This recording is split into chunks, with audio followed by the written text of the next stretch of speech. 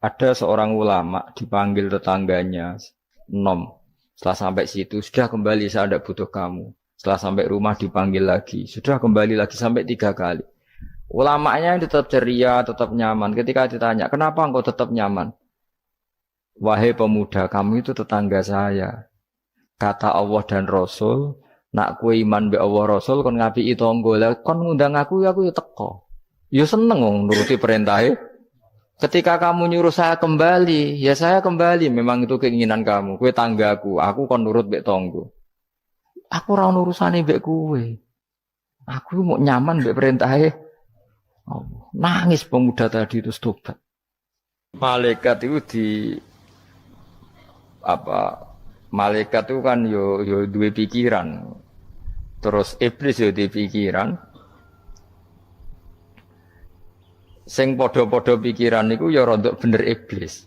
Pikirane itu ya. Tapi nurute bener malaikat. Jadi umpama agama kanut pikiran ya bener iblis. Berikut cara berpikir iblis itu Adam itu sangka lemah, aku sangka api. Berarti keren aku.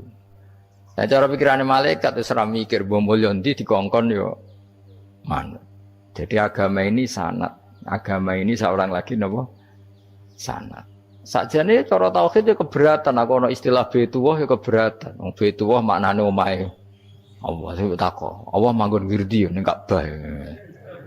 Jadi kita harus ngikuti ulama. Dikatakan Baitullah itu nama penghormatan. Sesuatu itu mulia, maka disebut Baitullah. Bukan berarti Allah nempat di situ. Mergo Allah ndak butuh napa? Tempat. Jadi itu kan jelimet, Mang. Lagi-lagi yang tahu itu ulama. Masjid ya dikatakan Baitullah. Lah nek misale iki masjidé pangeran, malah nek mbok manani lucu. Masjidé pangeran. Berarti iki tempat sujudé pangeran. Nah, kacau kae. Tapi berhubung wong ora paham alhamdulillah demun iki masjidé pangeran. Jajal maknani bahasa Arab. Iki masjidé pangeran, maknani terjemah. Iki tempat kacau. Ini baru kayak bodoh ora roh nek iku kacau. Jadi kacau. Ya mulane anut ulama. Jadi darani Baitullah apa dikatakan daleme Allah maknane apa idhofatut tasyrif. Napa idhofatut tasyrif maknane omah sing mulia sampai diistilahno daleme Allah. Kalau dalam ngaji-ngaji ulama itu agama ini dari awal unik. Allah melarang sujud kepada batu. Tapi kita sholat itu madhep Ka'bah. Kemudian juga ada batu. Makanya kita harus menanamkan bahwa semua sujud itu lillahi ta'ala. Dan soal ada arah, ya penting arah. Nggak mau arah madhep segoro kidul, repot. Jadi arah itu mau dipakai kesepakatan untuk menunjukkan kalau kita muslim, arahnya sujud itu ke Ka'bah. Tapi tetap sujud kita hanya lillahi ta'alanya karena Allah. Yang Nabi nanti takut Yahudi, Muhammad, nak langit bumi itu sok ben hancur pas kiamat. Terus manusa sing mati mulai ini Adam sementara ditakok endi. Jadi nak takok ngono mirip so. Mirip Yahudi. Nak mirip Sugair apa-apa, nak mirip ngamure. Jadi agama ini selalu disoal pakai akal. Jadi agama tanpa akal ya iso berdiri, tapi kalau terlalu bawa akal itu ya repot. Ya makanya tadi itu pentingnya riwayat. Seorang lagi pentingnya apa? Riwayat. Makanya coro Imam Malik itu gak suka sama agama di logika itu gak suka. Karena nanti orang yang punya logika terus merasa lebih punya otoritas terhadap apa? Agama. Yo sesuai ngono agama iku angel oleh nerangno sampean agama iku. Sampeyan saiki tak bedheki, Nabi Adam diusir kondi. Swarga. Terus swargane Nabi Adam saiki didakoni. Mergo swarga iku luase sak langit bumi. Lah nek iku saiki didakoni ndi wong. Swarga lebih luas ketimbang langit. Kan enggak mungkin sesuatu yang luas diletakkan di yang sempit. So, akhirnya Mu'tazilah gak percaya anane swarga zaman Nabi Adam. Jadi swarga sing cerita Adam itu tidak sama dengan surga yang nanti arduhas samawati wal ard. Jare ahli sunnah yo sono. Lah ning ndi wis ra roh pokoke ono. Ya itu kan sama-sama terus diterusno wong debat. Ya sudah guys. Nak cara aku wis mlebu sik kok gampang nerangno nek wis bar roh. Secara teori kan gitu, ora roh kok nerangno sak usih. Bro. Ya sudah sampean bu swarga wae lagi apa? Lagi nerangno. Pas aku nerangno kowe ra ning swarga ya wis ra ketemu. Wis kono enak nang cangkem elek ngono wis aku ben nerangno kowe ra ning kono ya wis akhire kak. Apa cocokan sampean? Aku tak nerangno swarga lah sing kono ben nerangno neraka. Mergo roe neraka. Agama iku unik. Ya karena tadi apa ya? Dari awal agama ini di kaum yakilun, tapi akal yang berlebihan itu ya mengganggu agama. Ya sudah, makanya saya ulang lagi itu riwayat ya. Sebagian ini apa? Riwayat. Inna hadzal ilma dinun fanzuru amman ta'khuduna dinakum. Agama ini ilmu, kemudian kamu harus dari sanad yang benar, ya. Dari sanad yang apa? Dari sanad yang benar. Ya sudah seperti itu. Mana itu kalau setuju model kayak sholat sunat safar tidak harus madhep kiblat terus. Jadi agama ini sudah unik. Misalnya gini, sholat fardu kan wajib kiblat, tapi ada sholat yang nggak usah madhep kiblat, yaitu sunat safar. Misalnya orang di pesawat gini. Karena guling-gilingan, hakikatnya kiblat itu tidak fokus kita namun Allah Subhanahu wa Ta'ala. Jadi memang agama, tapi lagi-lagi itu butuh riwayat. Seorang lagi butuh riwayat. Kalau nggak pakai riwayat terus kok Abu Nawas kabeh. Karena tadi Amerika, saya ulang lagi Amerika, itu kalau dibor pas New York itu kena Ka'bah. Lah logikanya kalau arahnya pas itu kan bebas arah. Berarti orang Amerika oleh sholat bebas. Tidak bisa seperti itu, ya tetap anut konsensus ulama sana atau tradisi sana, kiblat itu ngambil arah mana. Karena dia pas. Ya bumi yang ada arah itu secara akal kan hanya rubuk 1/4. Makanya kalau kamu belajar falak itu ada rubuk. Lainnya itu sudah tidak ada arah. Misalnya bumi bulat bola, yang sama atas dikatakan sama-sama di atas. Ya kadarnya hanya 1/4. Lainnya itu sudah dikatakan samping. Makanya seperti Denmark itu ada daerah yang siang itu sampai 3 bulan, entah berapa siklus sekian puluh tahun. Ada yang lebih lama siangnya sampai 18 jam kalau di Eropa kadang puasa itu sampai 18 jam.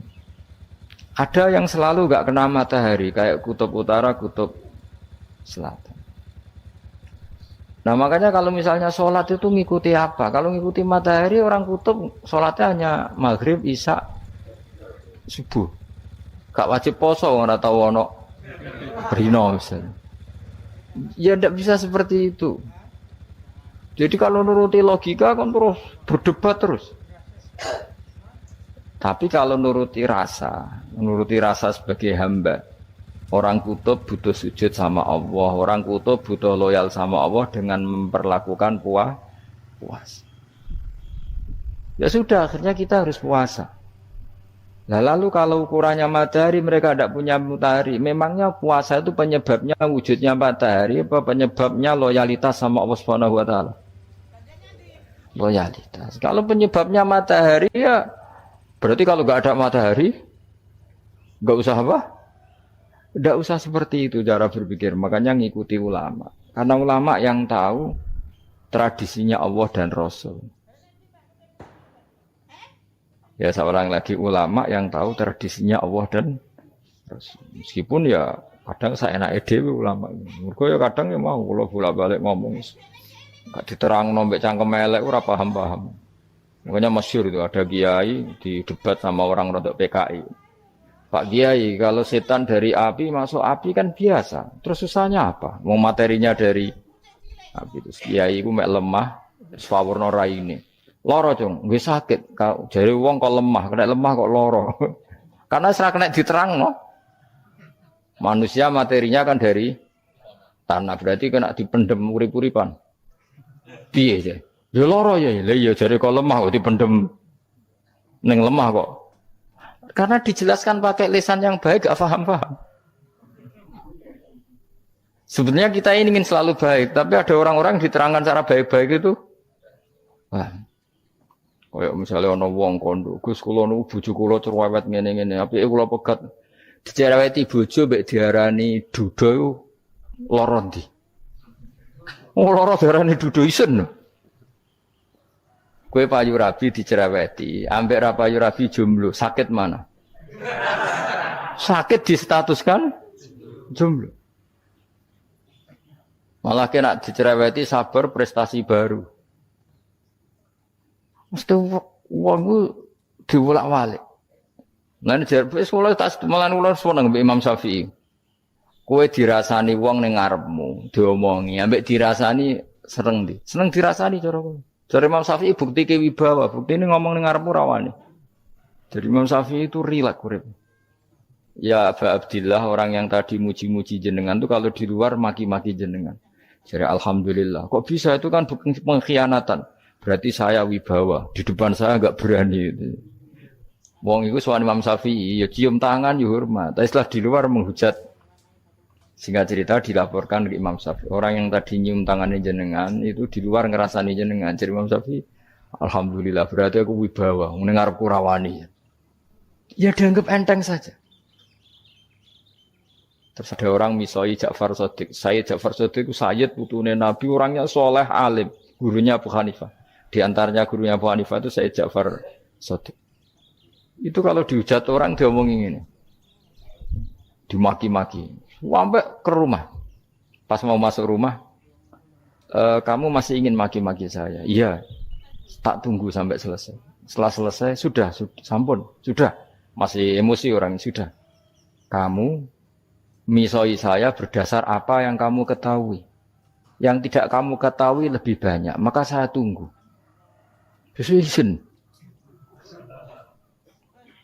Izin sampai terus. Ketika ditanya, kenapa engkau sabar ketika jenengan saya pisui? Orang ini akhirnya tobat, mencium tangannya, mencium lututnya. Jawab saya Ja'far Shadiq ini. Aturahu tu'sokurhan, aturahu yu'sokurhan. Kowe ora ngrafaham kalimat itu, tapi tak terangkan, ben dadi wali. Kowe roh pangeran. Ya tahu. Sing durakani pangeran tuh banyak enggak? Yang maksiati pangeran tuh banyak enggak? Banyak. Lah yung pangeran sing di langit bumi wae dimaksiati, apa meneh terima aku. Akhirnya terus jadi orang-orang soleh itu cara berpikir itu di luar kapasitas kamu. Apa ya? Mereka itu hanya Allah, taunya itu hanya Allah. Aku kan enggak egois, harga diri.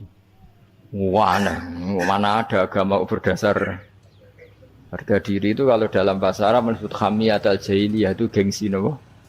Jahil. Makanya ketika saya berkali-kali cerita itu, ada seorang ulama dipanggil tetangganya, nom. Setelah sampai situ, sudah kembali, saya tidak butuh kamu. Setelah sampai rumah dipanggil lagi, sudah kembali lagi sampai 3 kali. Ulamanya tetap ceria, tetap nyaman. Ketika ditanya, kenapa engkau tetap nyaman? Wahai pemuda, kamu itu tetangga saya. Kata Allah dan Rasul, nak kue iman be Allah Rasul kon ngapiki tangga lah kon ngundang aku ya teko. Ya seneng wong nuruti perintahnya. Ketika kamu nyuruh saya kembali, ya saya kembali. Memang itu keinginan kamu. Kue tanggaku, aku kon nurut be tangga. Aku ora urusane mbek kowe. Aku mau nyaman mbek perintahnya. Oh, nangis pemuda tadi itu tobat. Kalau kamu kan warga diri orang kok dipimpong. Nes gak bakat wali blas sudah. Jadi orang dulu itu nyaman. Karena pikirannya namun Allah Subhanahu wa ta'ala. Umar bin Abdul Aziz itu termasuk khalifah paling soleh setelah periode sahabat. Itu mau kapundhut itu santai. Ketika keluarganya menangis, kenapa kamu menangisi saya? Ya karena engkau mau mati. Memangnya kalau mati mau kemana aja? Ila khairi madhubin ilaih, ke zat terbaik. Terus aku mbok kon urip awor kowe. Kowe gak jelas iso ngrumat aku ta ora. Nek Allah malah jelas. Saiki apik ndi urip mbek wong ora jelas sampai sing jelas. Ya wis kabundut. Kowe kan gak mati ku wedi. Dosane akeh. Lah mungkin nek urip terus ora dosa apa to ngene. Mung gaya tok asline. Dosa kula cek kathah Gus kok mati terus. Ya malah apik mati biar dosa meneh. Biasa wae nek apik mati biasa karena potensinya kamu urip suwi ku dosane apa taat meneh. Ya jawab. Potensine.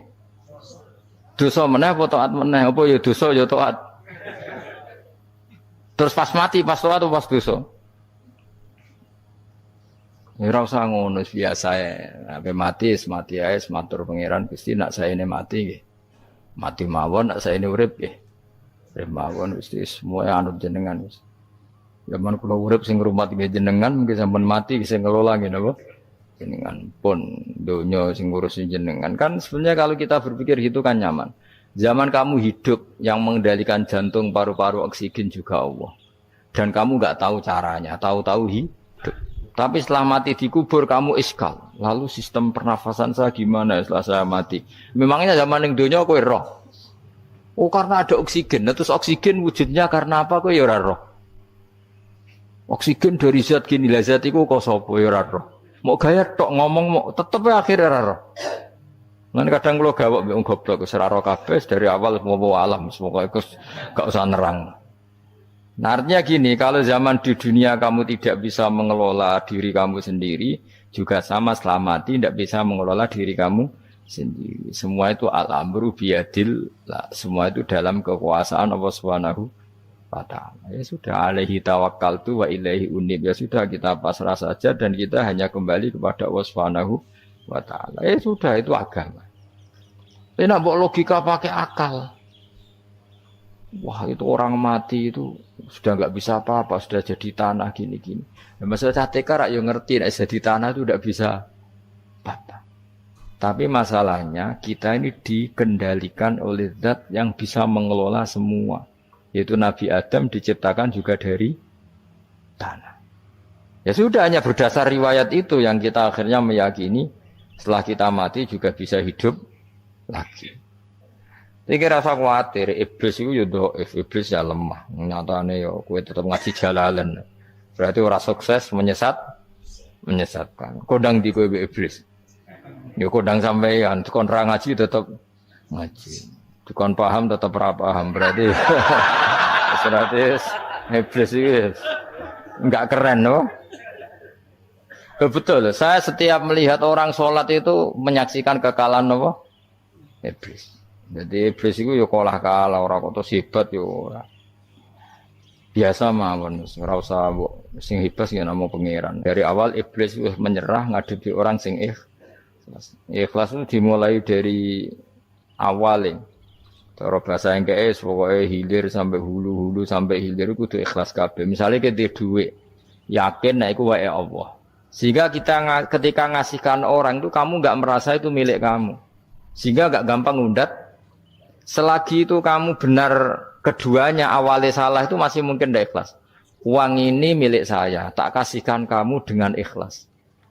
Kalimat milik saya ini menjadikan suatu saat kamu jadi undat-undat karena milik saya. Tapi kalau ikhlasnya dari depan, uang ini milik Allah, ilmunya bahak milik Allah. Terus tak kasihkan kamu juga hambanya.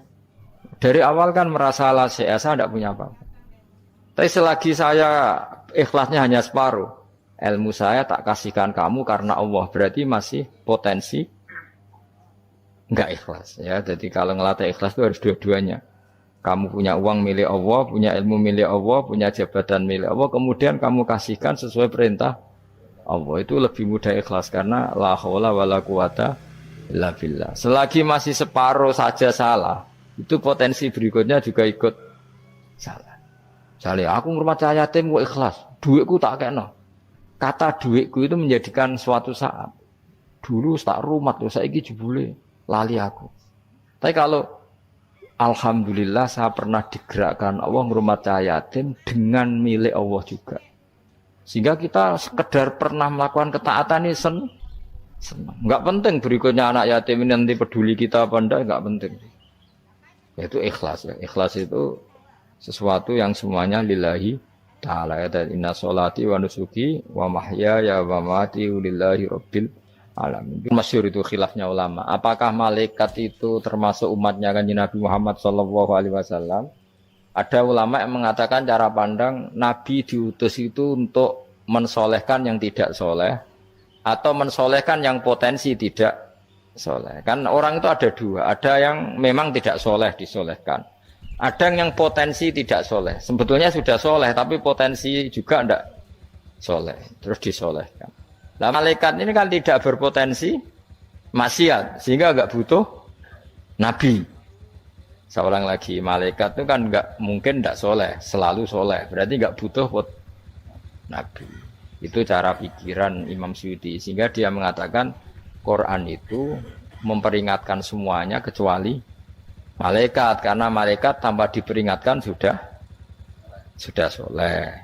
Tapi kata ulama yang lain tidak seperti itu. Malaikat tetap senang sebagai umatnya Rasulullah Shallallahu Alaihi Wasallam karena butuh status tasyrif. Tasyrif itu keren. Nanti ditakoki kowe melok kelompok isopo, melok kelompok Kanjeng Nabi Muhammad Shallallahu Alaihi Wasallam. Sehingga kalau nanti ditanya Allah, mimman anta misalnya, min ummati habibika Muhammad, itu keren. Kayak termasuk umatnya kekasihmu Nabi Muhammad Shallallahu Alaihi Wasallam. Lalu kamu ngikuti apa? Yo min ahsani kitabik, macam ngikuti kitab terbaikmu ya Allah.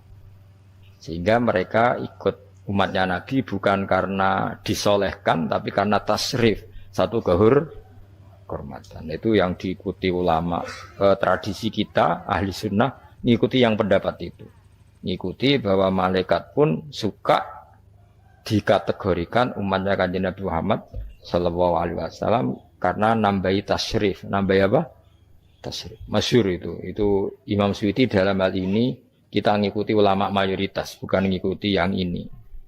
Masyhur kan Jibril ditanya, kan itu ketika Jibril ketemu Nabi Muhammad ditanya, untungnya apa kamu jadi safir? Safir itu kira-kira terjemahan bebasnya panitia saya. Jibril itu kan ya jauh dari langit turun bumi, dari langit itu kan jauh. Terus kamu untungnya apa? Karena Jibril itu tahu betul peristiwa yang pernah dilakukan Allah. Yaitu kayak apa malaikat yang di langit bisa diusir karena kesalahan tertentu. Malaikat yang sok suci kayak siapa itu Harut Marut juga dihinakan seperti itu. Dan Jibril tahu betul Allah itu yaf'alu ma yasha. Jadi yang sekarang malaikat bisa saja jadi pokoknya tahu betul Allah bisa melakukan apa saja. Karena Jibril tahu betul Allah, karena dia ketua malaikat. Kan kita tahu misalnya ada sejarah siapa? Harut Marut, dari malaikat menjadi hina seperti itu. Terus Jibril akhirnya tanya, ya sudah, Jibril punya apa? Terus ditanya Nabi, kamu untungnya apa setelah jadi safir saya, jadi panitia yang ngurusi wahyu. Terus kata malaikat Jibril, saya tidak pernah merasa aman. Apakah saya selalu dalam posisi ini?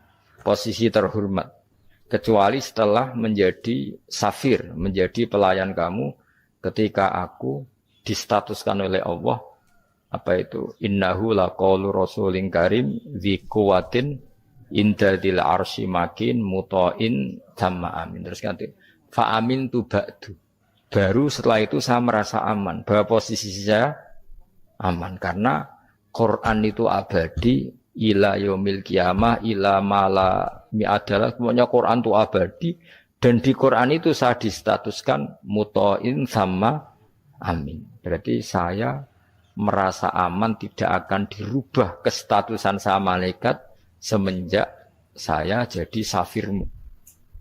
Intinya Jibril juga mendapat kehormatan karena ngitmai Quran. Paham ya? Makanya kita di sini mengatakan ini pendapat Imam Suyuti, tapi hampir semua ulama berpendapat apa? Malaikat pun ikut mendapat berkahnya Kanjeng Nabi Muhammad Shallallahu Alaihi Wasallam. Jenenge apa? Berkah tasrif, apa berkah apa? Tasrif. Jadi punya status kehormatan. Nah yang dikatakan Imam Suyuti itu murni logika. Murni logika tadi. Yang namanya Quran itu memberi peringatan supaya yang enggak soleh menjadi soleh. Dan malaikat tidak butuh itu karena sudah selalu soleh. Ya, jadi itu logika saja. Tapi kita berkeyakinan malaikat pun butuh, tapi untuk kehormatan.